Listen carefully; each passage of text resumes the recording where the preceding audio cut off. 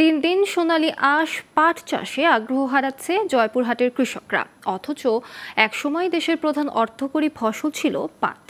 কিন্তু জলাশয়ের অভাব, ন্যায্য মূল্য না পাওয়া, সার কীটনাশকের দাম বেশি সহ বিভিন্ন কারণে কৃষি প্রধান এ জেলায় পাট চাষ কমছে। তবে জেলা কৃষি সম্প্রসারণ অধিদপ্তর বলছে এবার পাটের ফলন ভালো হয়েছে, লাভ হবে কৃষকদের। জয়পুরহাট থেকে জাহাঙ্গীর আলম খানের তথ্যচিত্রের ডেস্ক রিপোর্ট। ৬০-এর দশকে দেশের বিভিন্ন এলাকায় পাট ক্রয় কেন্দ্র ছিল, আর বড় পাট কলের চাহিদা পূরণে কৃষকরা সেখানে পাট বেচে লাভবান হতেন। কিন্তু লোকসান হওয়ায় এখন উচ্চ ফলনশীল অন্য ফসল উৎপাদনে আগ্রহী হয়ে উঠেছে জয়পুরহাটের কৃষকরা। কৃষকদের অভিযোগ, জলাশয়ের অভাব, সার, কীটনাশকের দাম বেশি সহ বিভিন্ন কারণে কমেছে পাট চাষ। সেই সাথে পাট বেচে ন্যায্য মূল্য পাচ্ছেন না তারা। আমাদের পাট লাগায় বছরে বছরে প্রায় 2 থেকে 3 বিঘা মাটি, 1 একর মতন। তে আমরা পাটের দাম পাই না। এই দাম মানে খরচা বেশি কিন্তু দাম নাই।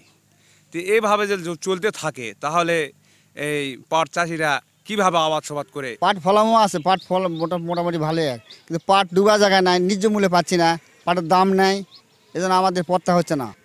না হলে পাট আবাদ করবো না আমরা। এবার আল্লাহ দিলে পাট মোটামুটি হয়েছে, পানিও বর্তমান আছে, কিন্তু এবারে পাটের দাম পাবো কি পাবো না, এখন কি দাম দিবে দেশের যে পরিস্থিতি।